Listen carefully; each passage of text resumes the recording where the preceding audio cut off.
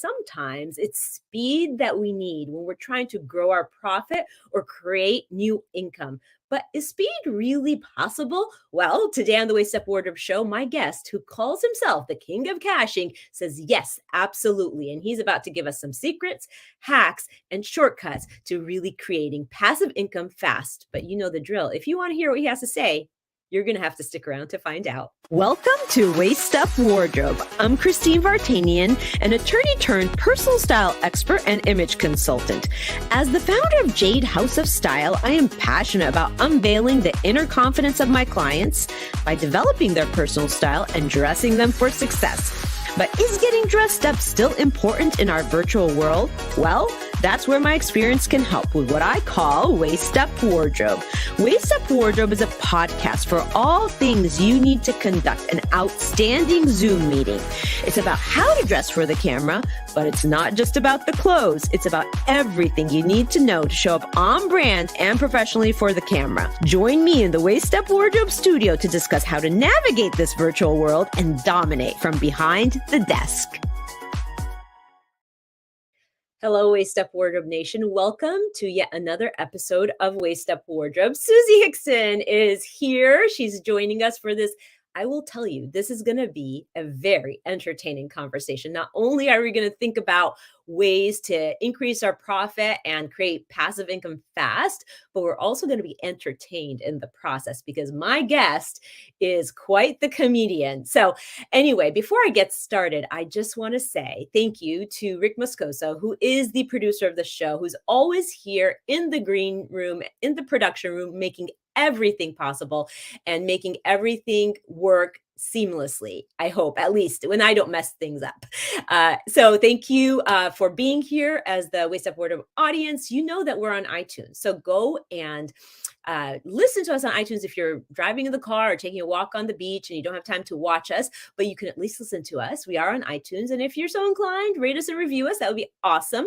We are on Facebook, and every Thursday, like now at 11:30 Pacific, streaming a brand new show on entrepreneurship and on how to show up on camera looking your absolute professional best.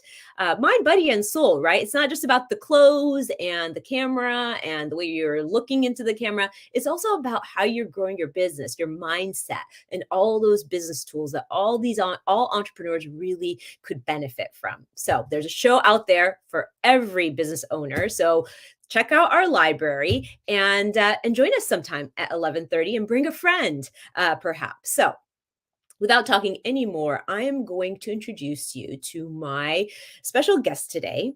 And my guest is Tom Antion. And Tom says that he's never had a job. He's an internet millionaire guy, the guy next door, and the founder of the only licensed dedicated internet marketing school in the country. He's the subject of a Hollywood documentary coming up, not quite out, but very soon, called The American Entrepreneur. And I am so excited to introduce Tom Antion and bring him onto the show today. Hi, Tom. Hey, Christine, what's going on? You know, I was afraid to come on this show, to tell you the truth. I actually gave you a couple chances to cancel me because I heard it was about fashion, and I'm thinking, what's wrong with this? Is she blind? And the other thing that really scared me was you took a course on fashion law at Loyola.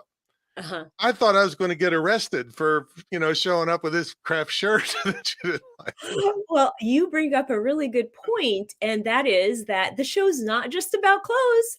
It's about so much more. Because I watched your last episode, and I heard that sheer was in fashion, and I'm thinking, oh my, what can this is the only thing I could come up with. Thing. So I'm glad it's not about fashion because I don't want to get arrested. Well, I think we're in for a treat today talking to you today, Tom. And Susie's here and she's saying, yes, Christine can be very scary. Hi, Susie. Thanks for stopping by. It's a pleasure to have you. And I mean, we got to know you a little bit now. We got a little flavor of your personality, but I always start the show with 60 seconds to get to know the guest just so we can get a window into your personality. So these are just this or that questions. Just answer them as, with your first instinct, okay? Dog. I have to ask the question first. Okay. Sorry. Okay. Okay. Writing books versus writing blogs. Which one do you favor? Books. Tell me why. Absolutely. Well, because nobody pays you for blogs. Uh, People will pay you like crazy. In fact, I'm going to tell you about one of my ebooks is taken in as of this morning $3.91 million, and Oh, anywhere from $5,000 to $15,000 a month. You don't see that on a blog post. yeah. No, that's incredible. And how many books have you written? 25. I'm working on the 26th, which is called Highly Educated Idiots. That's the title. That's an interesting title. It sounds like something that that it will ignite a lot of interest, especially in this day and age. Absolutely. Um, okay, I have another question for you. Um, Dogs. okay.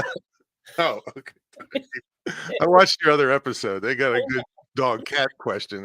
You did, yeah, yeah. No, these are personalized questions Oh, okay. All right. designed for the specific guest. So I'm going to ask you. So, do you like regular jokes or practical jokes better? Practical. Yeah, absolutely. Because I owned a practical joke company for 6 years. We did 4,000 custom designed practical jokes in and around Washington, D.C.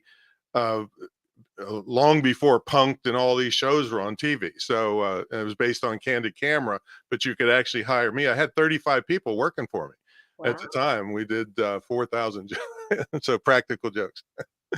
Wow, Mhm. sounds fun. Sounds like a Yep. fun experience. I like all kinds of jokes. So.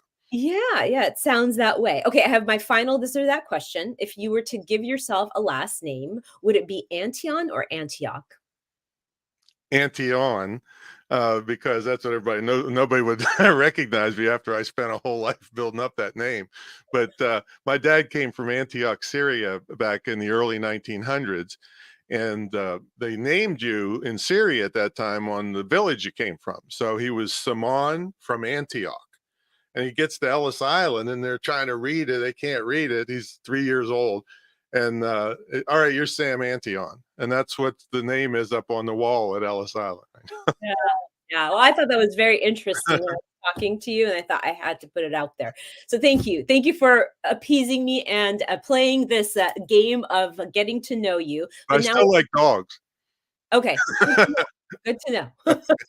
uh, now we're going to dive into the substantive stuff because we really Okay. want to like squeeze out the genius from your brain so we can actually, learn and see what secrets you're going to give us. Okay. So I noticed that on your bio, and Susie's here, and she was saying that she loves immigration stories, especially when it comes to last names. It is remarkable Mhm. how that it's sort of that the game of telephone, right? It's one thing, but then they can't recognize it, so that it becomes Yeah, something else, or it's too difficult, and they'll shorten it. I think that's so interesting as well. But you, Tom, are called the King of Caching. it's Kaching, Oh, like the Kaching! cash register. Well, There you go, Rick. there you go. So I was wondering, I'm like, caching with a K. It's Kaching, yeah. Kaching. So Right. tell me why you have that name.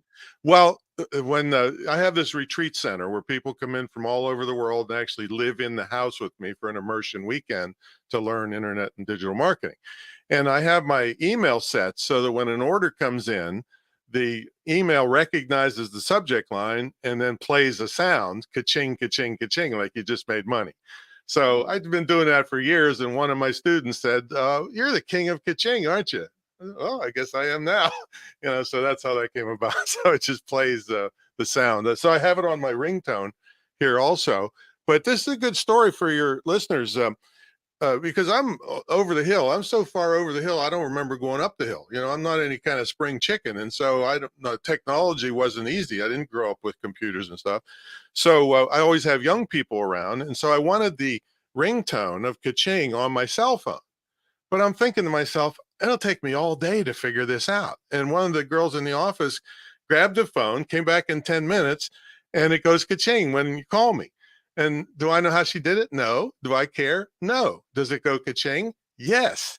And Wow. that's the value of, I have a whole thing on recruiting young tech savvy people to help your business out. And for another day, we can talk about that. But it's good to have them around because people fight with their computers. People in my age group didn't have computers. And so everything's a fight. And for the kids, they came out of the womb swiping stuff, so it's good to have them around. Yes, 100%. I think that the younger generation is um, so smart in a different way than we were smart, right? Absolutely. And I think too that sometimes you hear like the older generation talk about the younger generation in a way that like, oh, the millennials, and kind of minimize them. But the truth is, we can learn so much from the millennials as they can learn so much from the generations before them. So if we have that mutual respect, I think, gosh, it's a win-win. No, I don't really like them, but Yeah. they're smart. They don't show up on time. I had a millennial on my podcast one time, an expert, and I said, all right. I said, I can't stand it. I'm always early or on time. And she said, well, time is kind of flexible for us in our millennial. And I thought, so should I put on my door, my store, open at 9-ish, or whenever they decide to show up? And so we had a fun talk about that. But yeah, there's stuff to be learned from both generations for sure. Absolutely, absolutely. So you talk a lot about how people can make their hobbies tax deductible. Can you give us a little bit of information on that and some thoughts? Absolutely. And first of all, you're the attorney here. I'm not, but I've had hundreds of attorneys and accountants in my programs, and they all say, yeah, that's exactly how it works. So basically, um, there's no law that says that you have to hate your business. All right. You can love what you do in your business, but most people just pay through the nose after taxes to go camping or to play tennis or archery or whatever their hobbies are, golf. And so all you have to do is put up an inexpensive WordPress website. You can make a world-class website if you know how to do it for 150 bucks. And then you can either have a product on it or an affiliate product, which means somebody else's product is promoted on your website. And when somebody buys it, they click through a special link and you get a commission. In other words, you brought in money from this website, and it just happens to be about your hobby. See, Christine, I have the dubious distinction of being the largest person ever to create and star in a tennis training video. it's called Fatso Tennis, and and you can see the trailer of the DVD where I'm playing tennis and eating pizza at the same time. Yes.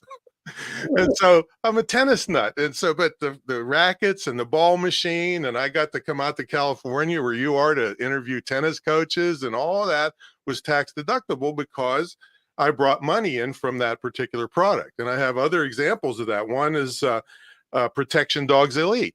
So I have a $50,000 German Shepherd protection dog.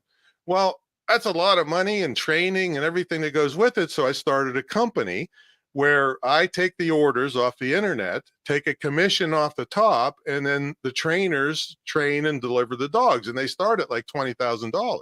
Wow. So it's another thing I'm taking care of. I love dogs. You heard that earlier. And so that was one. And then the other one's brutal self-defense. And that one came about because I had a nightclub for 6 years, and I was in gunfights and knife fights and over 100 violent encounters of bikers trying to kill me. And so my whole life I've been into martial arts, but it's no longer art when people are actually trying to kill you. So it's very, very nasty stuff in a dangerous world out there. So I came out with that program so that I could expand and keep my own training up and then help a lot of people. So that's just 3 examples. I have more, but that's the idea. And most families just pay through the nose. So let's say you like camping. Well, you could start a camping blog. You talked about blogs earlier. And then all these camping things have a lot of stoves and batteries and flashlights and all this stuff. Those companies will give them to you to review. And then you can review them and get an affiliate commission if somebody buys them. And now your camping stuff is now tax deductible legitimately. Now you can't claim $1 million in deductions and you took in $2. That's not going to fly. But it's a legitimate way to make your family interest and your hobbies tax deductible and have a great time doing it and have a little business based around it. Yeah, that does sound pretty phenomenal because you're actually I mean, I think that's sort of the journey of every smart entrepreneur, right? They find something they're super passionate about and they create a business around it.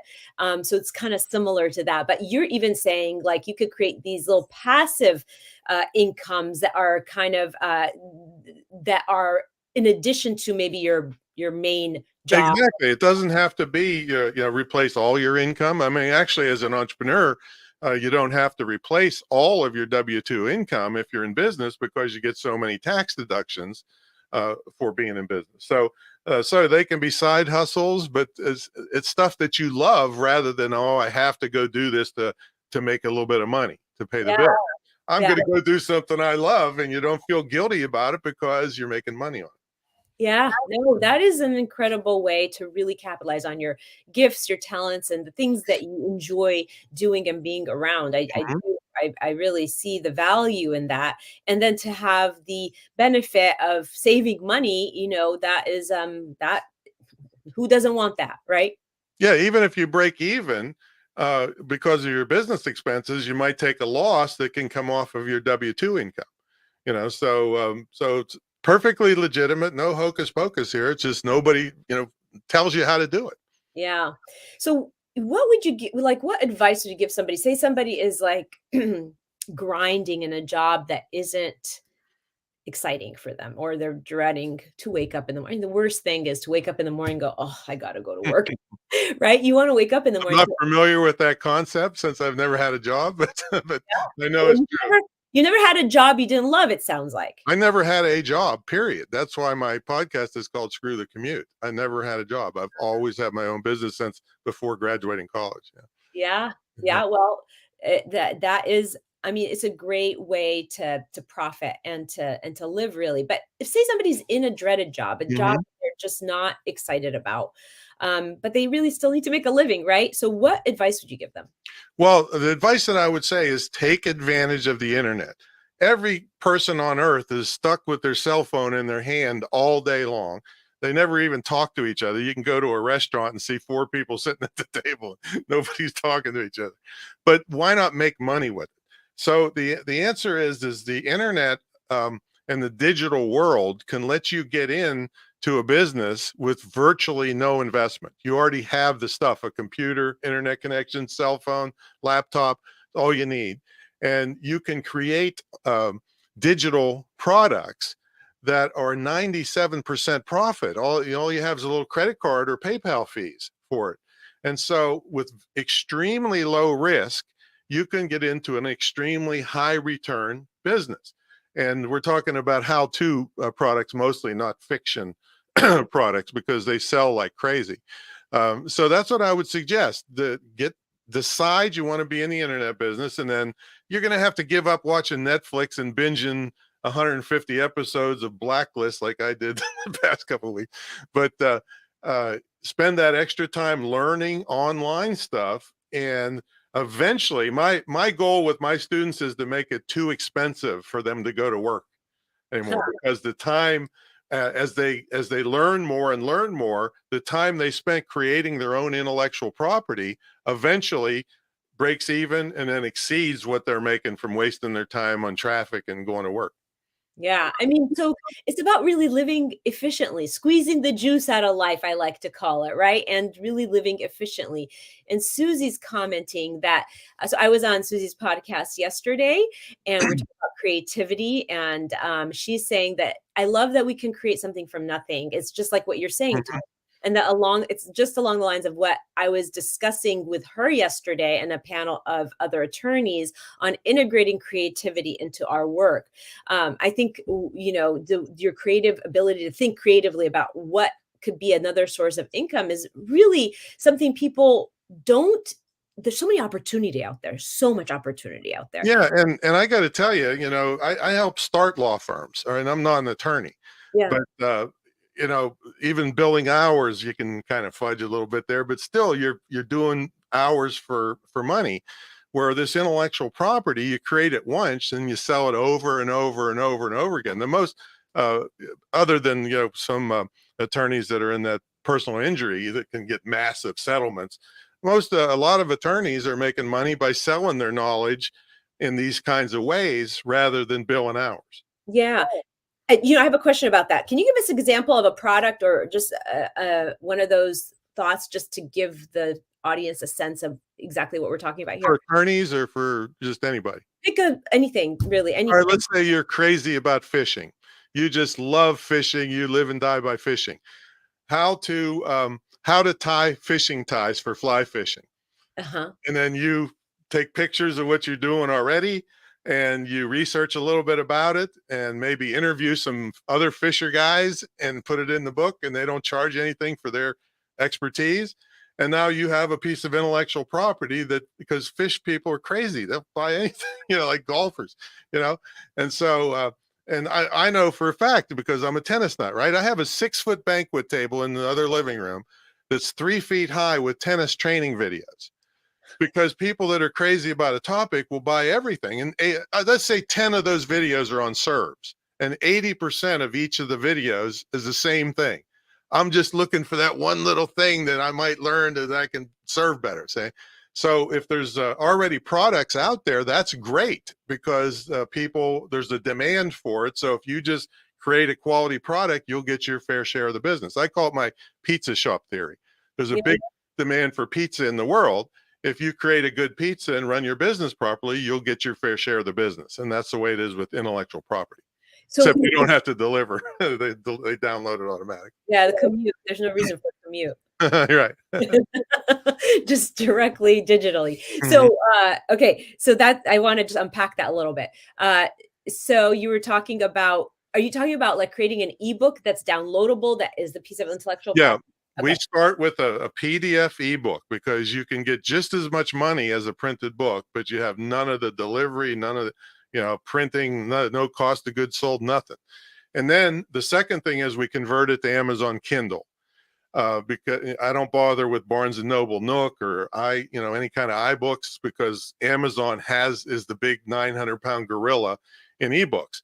Mhm. And so you don't get as much money for them, but they have 200 million people a day coming to the site that could be exposed to your book. And also, every book, Christine, when I teach that to people, should lead to bigger stuff: coaching, consulting, membership sites, recurring income, residual income from stuff. So and the way that that one ebook that I told you brought in 3.9 million so far is with the concept of residual affiliate programs. And I use the hook all the time. I'm on radio and TV all the time. I couldn't stop the money coming into my checking account if I tried. Couldn't Mhm. stop it. And they're like, that's BS. All right. And then I tell them how it works. Here's how it works. You write an ebook to teach people how to do something, but they can't do it unless they buy or lease the tool that's necessary to do it. And you get a commission on that. So if you Mhm. would just Google residual affiliate programs, you'll find hundreds and hundreds of things that you promote at once, and you get paid in perpetuity as long as the person keeps buying it or using it. I've had some people buying stuff that I recommended for 18, 19 years. I recommended it once and I keep getting paid. See, that's the way you can make some money. Yeah, no, that's amazing. How do you, if you're creating an ebook on a topic that's pretty popular, let's say Mhm. tennis, golfing, fishing, whatever, how do you make sure that your content stands out from all the noise, all the other people out there that are doing the same thing? Doesn't have to. That's the thing. They're gonna, let's, like all those tennis videos. I don't even know the names of most of them, and they're not big names. It's not Rafael Nadal, just some tennis coach that put out I was interested in the topic. Like, for instance, you could put in a book on AI right now and just sell the heck out of it, because Mhm. it's crazy, and you'd have to sell an update next week. It's moving so fast. Right. In fact, I had some people doing it. They're for a particular one of the things that can help you is if you put the name of the group you're targeting in the title of your product. So I would do one: AI for attorneys, Mm. AI for accountants. How's this going to affect your business? And then I would research it all, put it in one place. And people say, well, there's a lot of free stuff out there, Tom. That's short-term thinking. Because here's the thing, Christine, everything I ever said in my entire life is for free somewhere on the internet. You pay me to put it in one place for you because you're lazy. Right? Yes. Oh, that is so genius. That is exactly right. They're Mm-hmm. paying to get it organized and put together for you so that you don't have to go do all the research and put Exactly. it And together. understandable and see conflicting opinions. And you go to YouTube, you can find everything you need. But Yeah. who do I believe? And so you're selling yourself along with the topic. And so it doesn't have to be earth shattering. And Yeah. if you name the industry, that totally you can get 3 times the amount of money for stuff and an easier sell. I give the example of if you were an endodontist. These are people that do root canals, all right? And I had time management, a product for $20, or time management for endodontists, which means that if they can do 5 more root canals a week, that's $250,000 a year. Which product are they going to buy? Right? Time management for endodontist. And it might be 90% generic stuff and 10% towards dentists. Right? So you put the name of the group you're targeting, and you could have take the same 90% and go time management for CPAs, time management for attorneys, or even dig deeper, time management for construction attorneys. And I know you're what construction defects. I think that's what I was when I was born, but I don't know if they could cover that. But so those are just the small mental tricks you can do to take a piece of intellectual property and sell it like crazy all over the place. Yeah, that is really, really gold there. I think that is a little nuance that maybe nobody would think about in writing their ebook to make it in the title targeted to the audience because then uh, they'll find it, they'll want it because they know it's specific to them. It's Yeah, special. their keyword is in the title and in the promotion, and then I can go find out where construction attorneys hang out Yeah, online. And yeah, then I can do what I need to do to infiltrate that group and get that in front of them, say. But if yeah. it's just generic, well, you're lumped in with everybody, say. Correct. So Susie has a question, and Mhm. she's saying, "What is the best platform to sell digital products? Your own Well, website?" wait, she's an attorney, right? Yes, she is. Mhm. Okay, so it's only 100 an hour for me to answer this question. So I'm pretty cheap. So all right, what is it again? So it is what is the best platform to sell the digital products? Is your own website the best platform? Is Kindle? And then she also Gumroad is an option. Okay, yeah, I see the question there. So the best platform for the PDF is your own website because you want the buyer. See, the downside of selling the Kindle, and we want the Kindle because they are going to bring people. I can bring a lot of people, but I ain't Amazon. All right, so you want those people to be exposed to you, but you don't get the name of the buyer. So you want to sell the PDF on your website at a higher price, and don't worry that somebody sees it on Amazon cheaper. That does not happen. Um, and then there's some tricks though of the trade. If you do the Kindle version, what you want to do is put in any kind of book you do, you want to do what's called a bounce back. You want them to see something in the book that forces them to come to your website and opt in for some kind of freebie. And this is a really cool trick, Christine. So right near the top of your Kindle book, you say, hey, would you like the audio version of this? Or would you like a checklist on how to do X, Y, and Z? Come over to my website, blah, blah, blah. So you put that near the top of your book. Well, Amazon has a function called the look in function, right? You Mm, can pull the book up and you click the book and you can see a percentage of the book. Well, you always see the top. So I can get people to opt into my list, which is email is where the big money is. And they don't even buy the book. I could care less about them buying a book. All right. I want them in my email list because I have products from $17 to 59,000.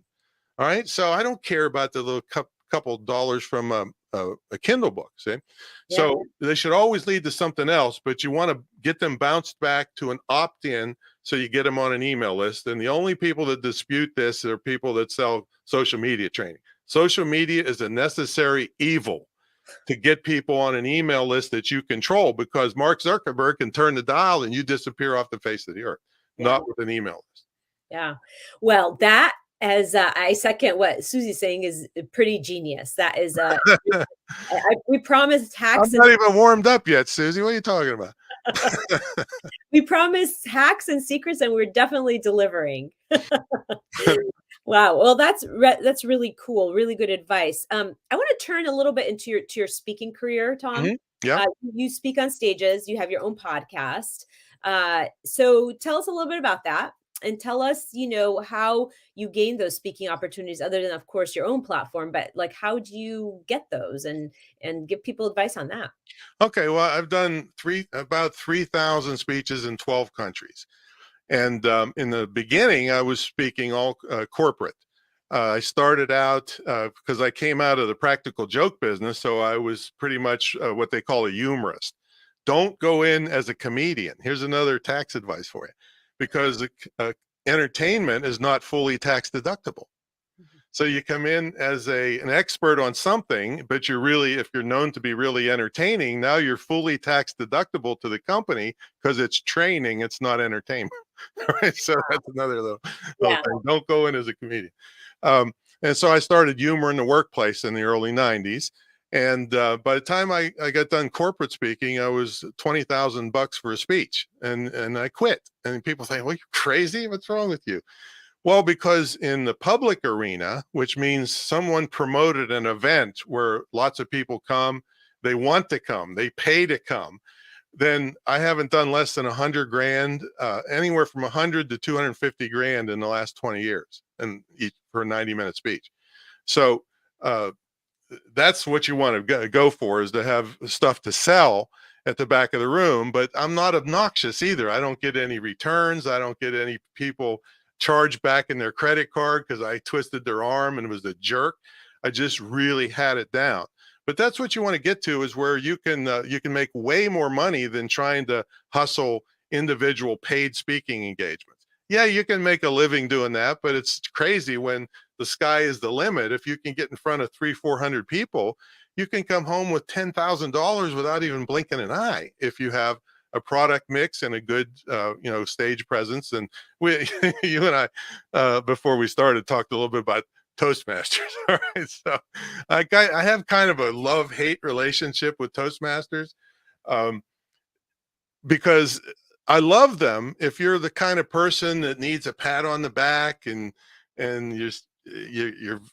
need self-esteem, and you need a little, you can, take a dump on stage. Oh, it's a great dump, and and but when you cross that line to thinking you're a professional, that's when I draw the line. And I'll give you an example. About 25 years ago, I got $5,000. I'm speaking in Dallas, Texas, in a big theater, and I got a 3 to 4 minute standing ovation. People begged the meeting planner, let him keep talking. They waited a half an hour in line all the way out into the parking lot to get their book signed by me. And a Toastmaster guy waited a half hour to come up and tell me he didn't think I was very professional because my coat was unbuttoned, and I said I'm an awe 6 times. I'm like, what is wrong with you? So the whole thing is, when I critique speakers and everything, and this is why I kind of tease about me being a country bumpkin, and you're a fashion expert in a big shot California. It's the result that you get. All right. I think you're going to get a good result from this podcast. Um, so it's not the individual little nuances that make you forget about the big picture. Yeah. So concentrate on getting results for people, and they don't care if you're naked up there, if you're wearing your shears. I was trying to get a pair of sheer gloves that fit me, but it's more looked like a doctor. Um, so concentrate on that. Of course, you have to. I mean, I've been through the $6,000 custom suits out of LA. Oh my God, I wish I had that money back, because that wasn't me. I'm a guy from a small town in Western Pennsylvania. 500 people still to this day is our population. Yeah. So it's not me. And I know that you as image consultants don't try to make people what they're not, Yeah. right? You enhance what they are. I think it was a fair statement. Absolutely, 100%. And so that is very interesting, substance, right? And it's so interesting that you say that, because when Rick, my producer for the show, actually was very instrumental in creating my brand video and some of my how-to videos. And, and I was always working on trying to like enunciate perfectly or trying to do it perfectly. And he said, it doesn't matter as long as the content is great, right?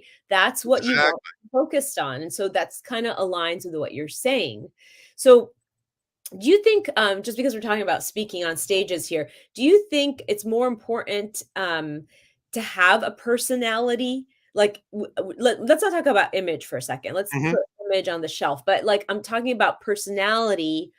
Uh, is it more important for somebody to have personality, or is it more important for them to give really good content? Like, would you like have a little bit better personality and a little less content?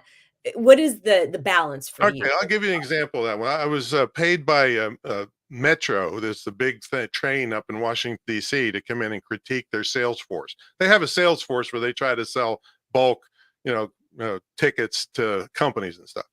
So I'm there. It's an early morning thing. I'm watching all these presenters, a bunch of yuppies, trying to be perfect, and I'm like, I'm almost falling asleep, but I'm seeing one of their salespeople, and I'm thinking, oh my God, I'm gonna have to tear this guy up. I mean, he literally, I don't know, you're too young to know what flood pants are, maybe, but I mean, his pants are too short. He had white socks, big wingtip shoes on.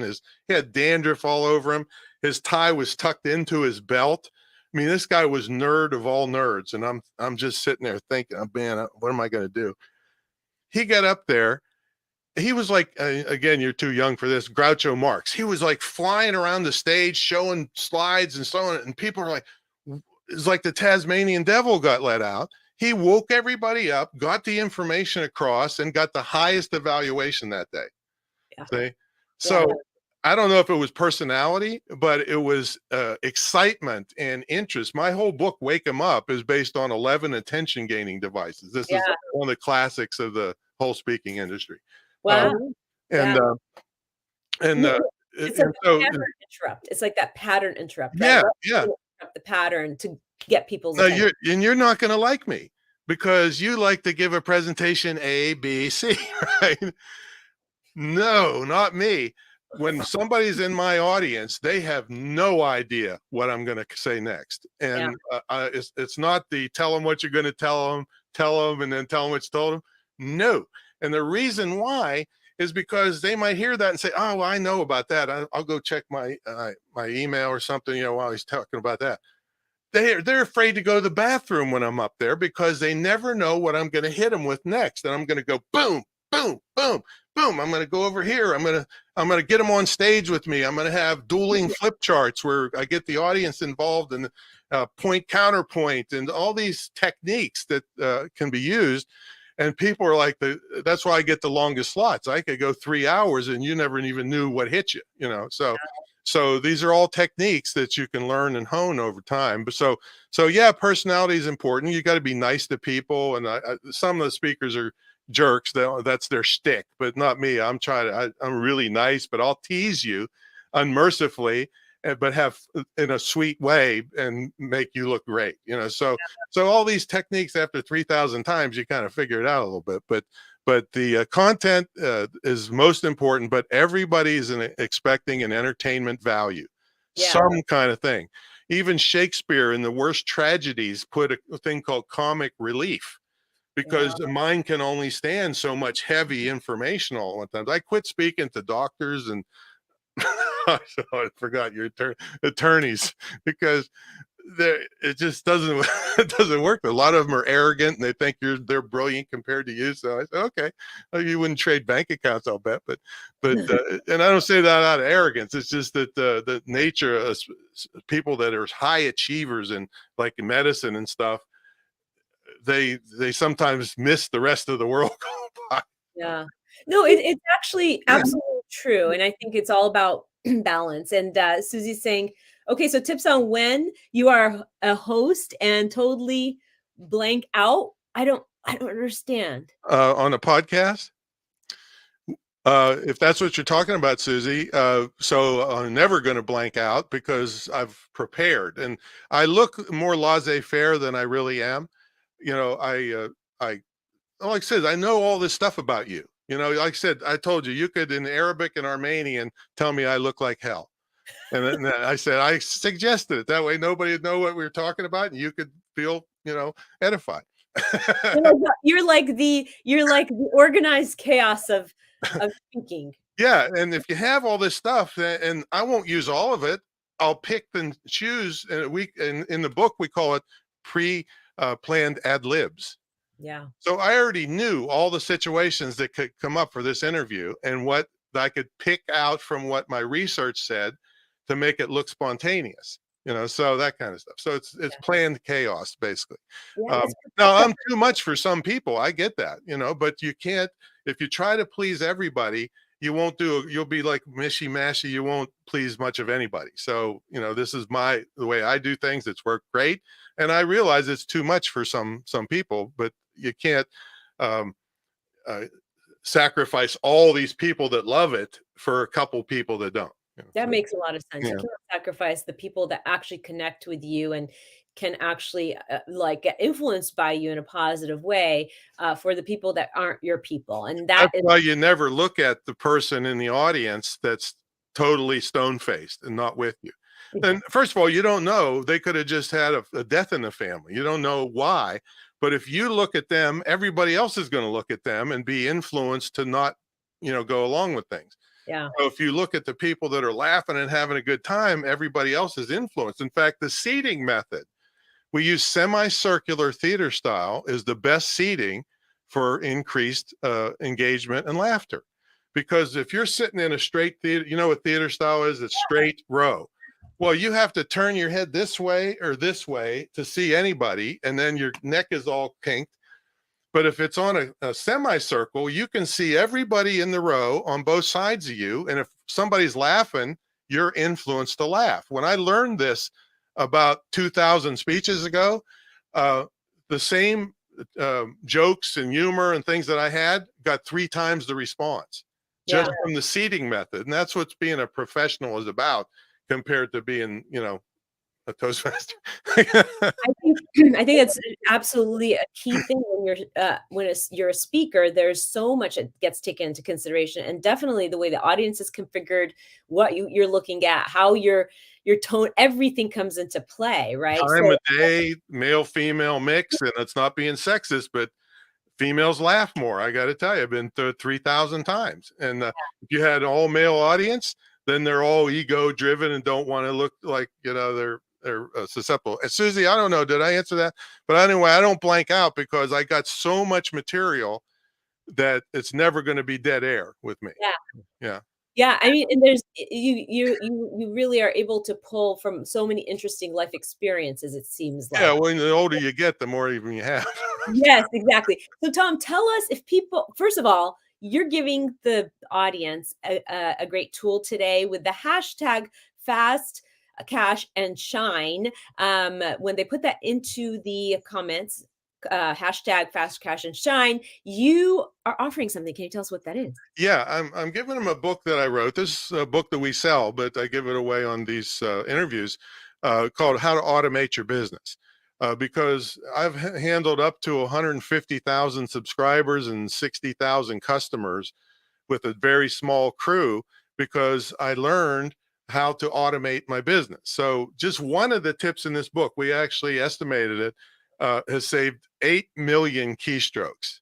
8 million keystrokes. And it's a $20 program you pay at one time. So you have to learn these things. And then I want you spending time with prospects and customers and develop products and services and servicing your customers, because that's where the money is, not fighting with your computer. So this book shows all the ways that I totally am like lightning fast taking care of people, in myself or my crew, so that we can concentrate on where the money's coming from. Well, that sounds like a really amazing tool. And we always wrap up the show. First of all, I want to just highlight the hashtag Fast Cash and Shine to get that ebook. But we always wrap up the show with the Waist Up Wardrobe Weekly wrap up. And the first thing we'd like to tell the audience is, what is the main takeaway here, Tom? What would be the main key piece of advice you would give the audience from our conversation today? if you want this kind of life, this kind of lifestyle where you control things, you know, like Christine's been able to stay with her child or children all these years without having to go look at falling down buildings, whatever you do. I don't know. So get into the digital world in intellectual property, because you can have, by the end of today, you can have a piece of intellectual property that's can bring in revenue for years to come. So that would be, and get into digital, high profit, low risk. Yeah, and the tool is that tool you're giving us, the ebook, right? That Well, is that's just how to automate your business. The tool to do that you already have. You have a word processor and ability to create a PDF file, and yeah, then Kindle gives you a thing called Kindle Create software for either Mac or PC. They give it to you, teach you how to use it for free to create your Kindle version. And then the book covers, I used to pay a couple $1,000 for a book cover. Haven't done it for years, and nobody else that knows me does either. Canva is a free graphics software, and it has hundreds of book cover templates, and you can just go in and adjust them and put, you know, and they're created by graphic artists. They're professional looking, and you just put your name and your title on, and there's your book cover for free. So none of this has to cost a nickel. yeah. How about give us a few tips on all the digital passive income? The digital passive income, you need to learn to Google residual affiliate programs. Mm, Remember that I mentioned that earlier, and find something that you think you'd like to promote. And then one of the ways you can promote it with no website is to use what we call screen capture software. So you might get a piece of software, and then you show people how to use it and record that, put it up on YouTube, but they can't do it again until they click through to your affiliate link to get the software, and then you get a commission. yeah. See? And then you keep getting paid if it's a residual thing. Say so. That's one. The tool, one of the tools in that book is shortkeys.com. That's the one to help automate your business. That's for PC. For Mac, it's Keyboard Maestro. And we use Kickstart Cart as the shopping cart system that has all your email and autoresponders and digital download and all that stuff. So. Yeah. We want to make it really simple for the audience. We want to give them one action item. If they're like totally bought into these ideas where, you know, to create a digital product that they can monetize right away, what would be the first action item you would send them to do? Okay. Now, this is blasphemous for some super authors that's got sticks up their butts. All right. But you Google your topic, anything you're interested in, and the term PLR. PLR stands for private label rights. This is where you can purchase an ebook already written with the cover and the sales letter and everything for $10, $15, $20. Now, do I suggest that you put your name on it and put it out? No. You take it, you throw out the crap that's in it, and you put in your own personal stories and your own personal research. And now you have a piece of intellectual property, and you started, you know, they did all the heavy lifting for you. You put your name on it and promote it, bam, wham, there you got a piece of intellectual property. And the last two that I did, the last two books I did, one took 4 hours, one took 8 hours, and on a Friday, and by Monday, $2,000 had come in. Yeah. Right, from each one. Yeah. Right. So, That's amazing. That's amazing. Yeah. private label rights, it's called, sometimes called white label, but PLR is something that you'll find hundreds or thousands and thousands of books, and the most I ever paid for one was $15. Amazing. So I'm gonna check out all those tips that you've given us because that sounds so interesting. Thank you so much, Tom. You provided all this great information. Plus, it was so entertaining as well. So thank you for being here. Maybe we could have you back on the show another time too. I would love that. I could go all day on any one of these topics. So yeah, are you sure you go deep sometime? Let's do it. Yeah. Hashtag Fast Cash and Shine to get the ebook that Tom is offering. And there you have it, Waist Up Wardrobe Nation. The complete conversation around how do you create passive income fast with Tom Antion's special hacks and secrets. And so you know the drill because we are here every Thursday at 11:30 Pacific time, where we bring you a new fresh show around how to really show up on camera, on video, in the most professional way that is very signature to you, but also everything to do with entrepreneurship and how to enhance your business life.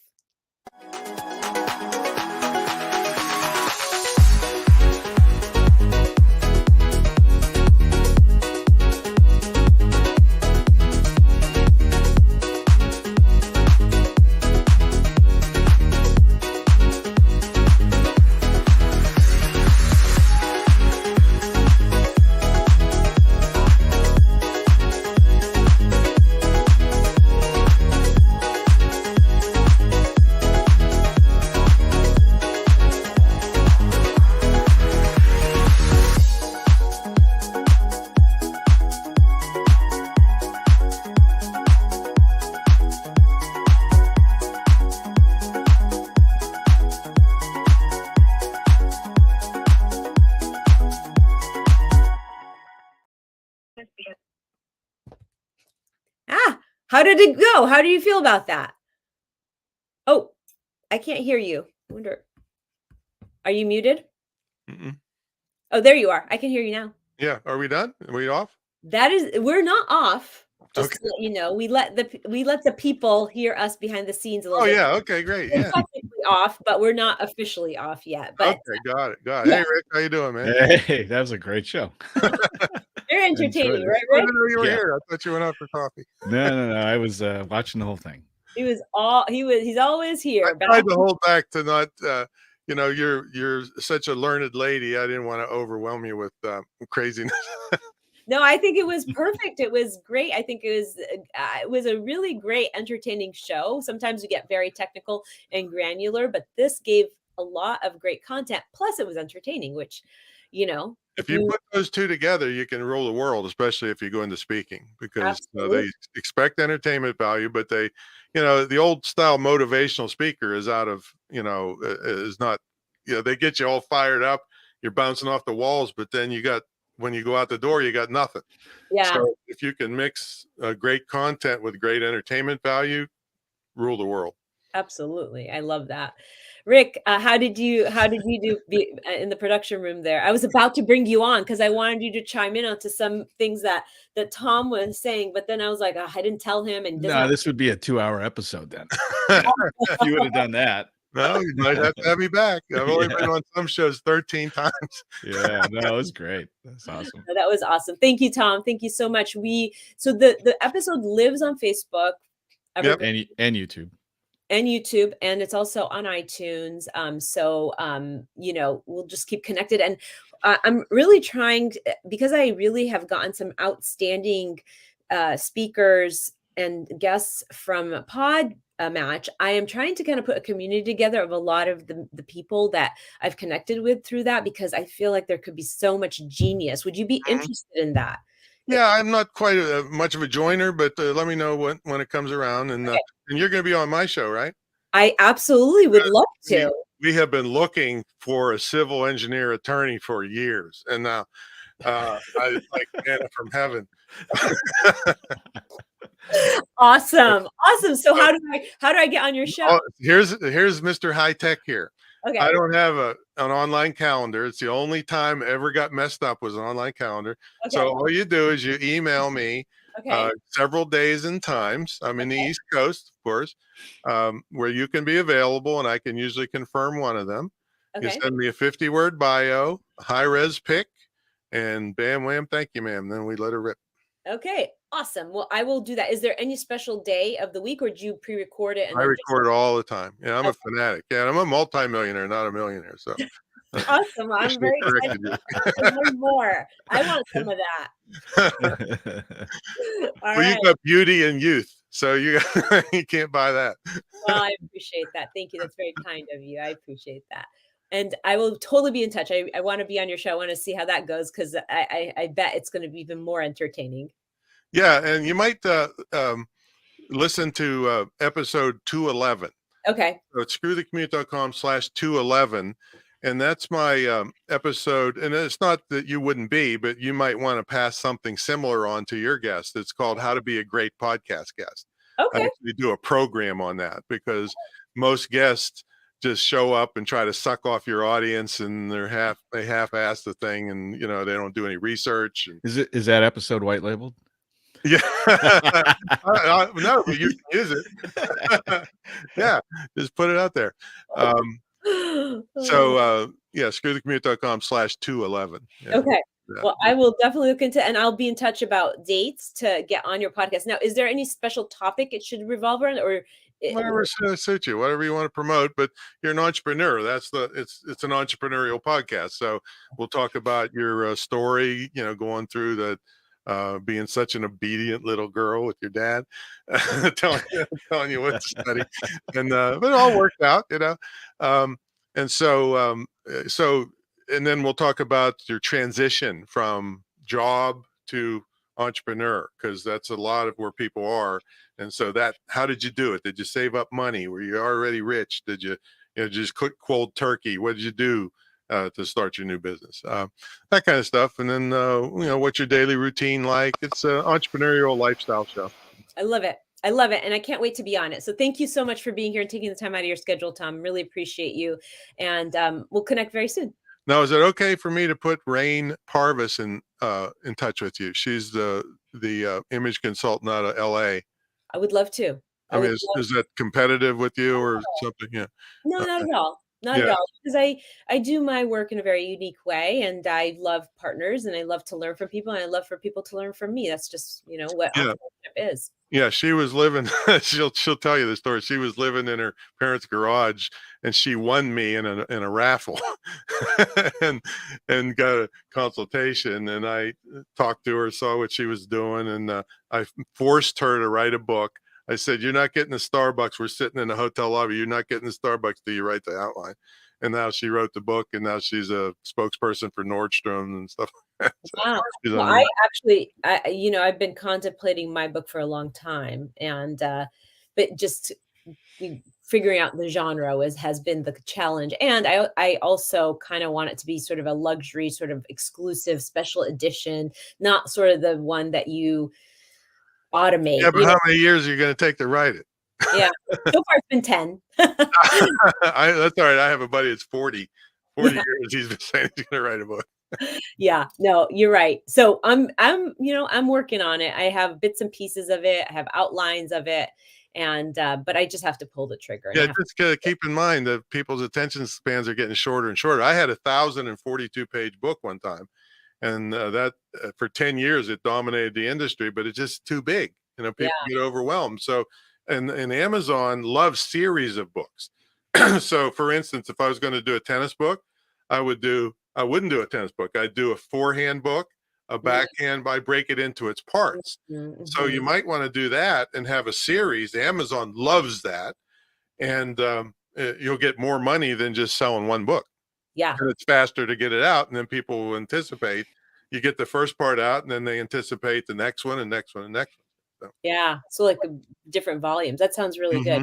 You're giving me some really great ideas. So thank you. Okay. Thank you. You were awesome. Thank you, Rick, for doing such a great job. No, I enjoyed the episode. That was awesome. Appreciate it. All right. Bye. Bye. See you later, Tom. How do you get out of this joint? I think there's a leave studio button. Kick me out of here. Yeah. Oh, he's a hoot. Oh my God, that was good. Yeah, it was really good, huh? Yeah. That was fun.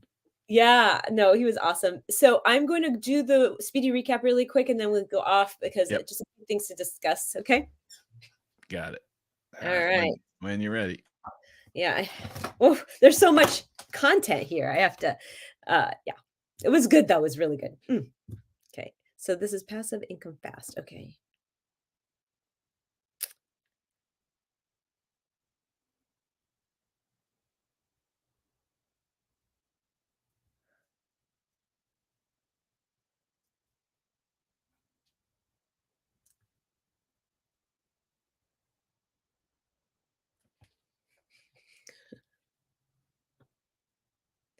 Sometimes it's speed we need when we're trying to grow our income or grow profit. I'm going to start over again. Sometimes it's speed that we need when we're trying to increase our income or grow our profit. But is fast income really possible? Well, in episode 132, Passive Income Fast, the King of Kaching tells us just how he's done this and how he teaches people to do this.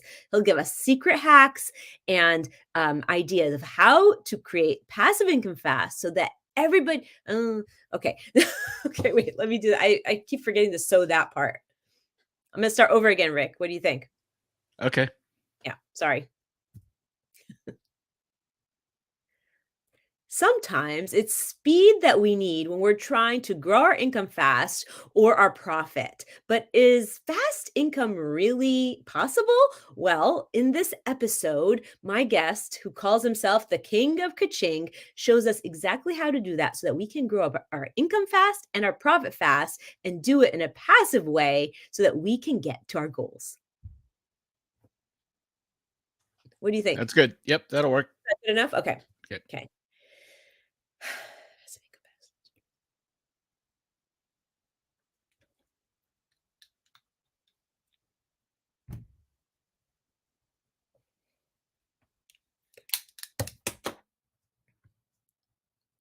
In episode 132, Passive Income Face, not face. Okay. In episode 132, Passive Income Fast, my In episode 132, Passive Income Fast, the Waste Up Wardrobe weekly wrap up in a nutshell boiled down to this. Our expert, the King of Kaching, told us the main takeaway here is use the digital avenue to really create some IP, some intellectual property that you can then promote and sell and use to also sell further things with. So, for instance, I'm going to start over again.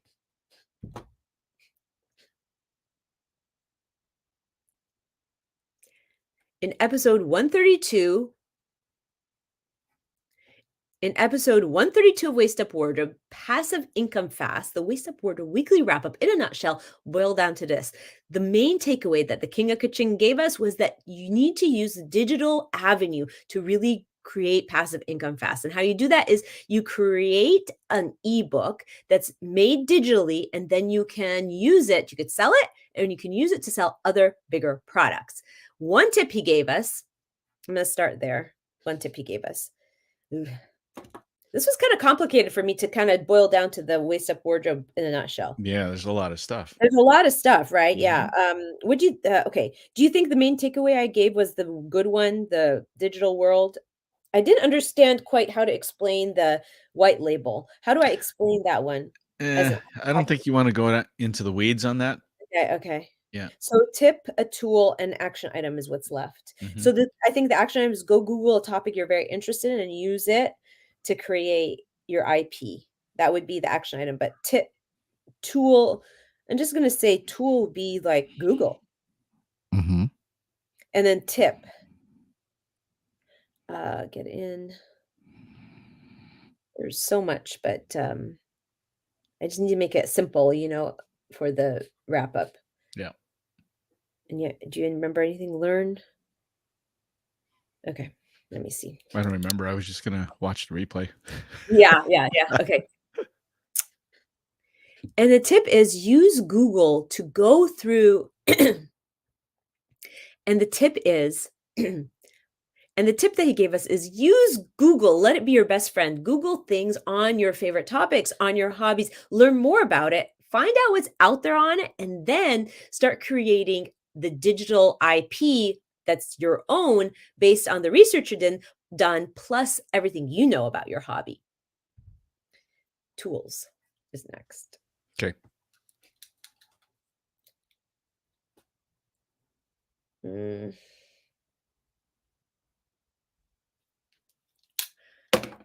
And when it comes to tools, Google is your best friend, and it is the ultimate tool in trying to figure out what to create a digital product around. And finally, action item, just go do it. Go Google anything on your favorite topic, on your hobby, create some kind of an ebook based on your research, but add your own personality in it and start promoting it. Yeah, I'm good with that.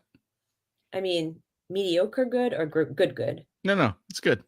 Okay, all right. You'll clean it up. I mean, because you could do different versions of it, and I Yeah, mean, the bottom line is go watch the video or go yeah, watch the replay because show. it's just so good. Yeah. There's Could a lot of you stuff. is it possible to get this speedy recap done for today so I can post it? Because it was such a good show. I want to. Oh, possibly.